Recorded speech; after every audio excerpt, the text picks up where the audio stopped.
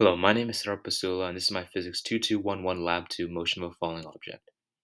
So, introduction. So, the main objective of this lab is to compare the motion of an object dropped from rest with that of a computational model of the same object with and without the presence of drag. Models used in Y. Two computational models are used from GlowScript. One model focuses on an object dropped from rest without drag, while the other includes drag. Gravitational force can be seen in both of these. Diagrams are used in this to show the system and surroundings for this lab, and then tracker is also used in this lab to get the data using the observational model. Now, each of these models are essential to show a falling object with and without rest, with and without drag. Fundamental principle is Newton's first law that states that force equals mass times acceleration. When the net force is equal to zero, there will be no acceleration. And based on this law, when drag force and gravitational force are equal, velocity should stay consistent or constant. This law will confirm this theory through comparisons of the computational and observed models. Kinematics used.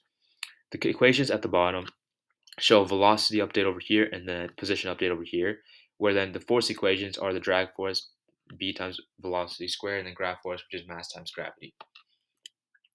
Now, system and surroundings with no drag. The system is the paper contraption, the surroundings is gravity, and the system and surroundings is used, this system and surroundings is used in the computational model without any drag. The initial condition is that an object is dropped with no velocity and only the force of gravity is acting upon it. Since the net force is not zero, there is an acceleration present and the velocity will change. Now, this is a system of surroundings with drag, which is used in both the second computational model and the real world example. The initial conditions shown are the same as the one previous with no velocity, but in this one, gravitational force and drag force are shown, and drag force consistently increases until it is equal to gravitation. All right. Now here are the tracker results. Essentially, I dropped a paper contraption from a specific height, which this bottom graph over here shows the change in position, the y direction, and in respect to time.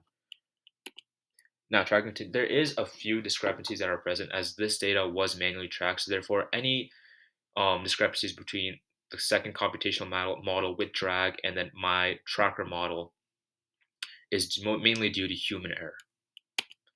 All right, here is the glow script for the only gravity computational model. The main changes here are the ball lab mass is updated to be around 9.25 grams, and velocity is changed to be zero because velocity initial is zero. And finally, both ball lab velocity and the force net is changed so it includes the gravitational force. And the results are posted right here, which shows that velocity is consistently decreasing, showing that there is acceleration present, and that position is exponentially changing. Now here's a glow script code for gravity and drag, which the main changes are force net is equal to the addition of both gravity and drag, shown as F net is equal to W plus D, where W is equal to this little portion right here, which is mass times gravity times j hat, and the drag is equal to the drag constant times everything else. The drag constant is set to be equal to 0.02620 as it goes on, as shown above. And this is essentially used for the computational model of gravity and drag. And then these are the results, which now shows the velocity eventually becomes consistent between negative 1.5 and negative 2. Now here are the comparisons of the three models given behind. So the top one is only with gravity. The one on the left is only with both gravity and drag, and the bottom one is the observed data from tracker. As you can see, the computational model with both gravity and drag is fairly similar to the one with tracker, where the computational model with only gravity has more of a consistent curve. So now what does this mean?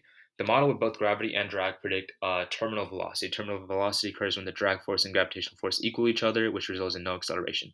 In other words, net force is equal to zero. With no acceleration, the velocity will remain constant until another force acts upon the system.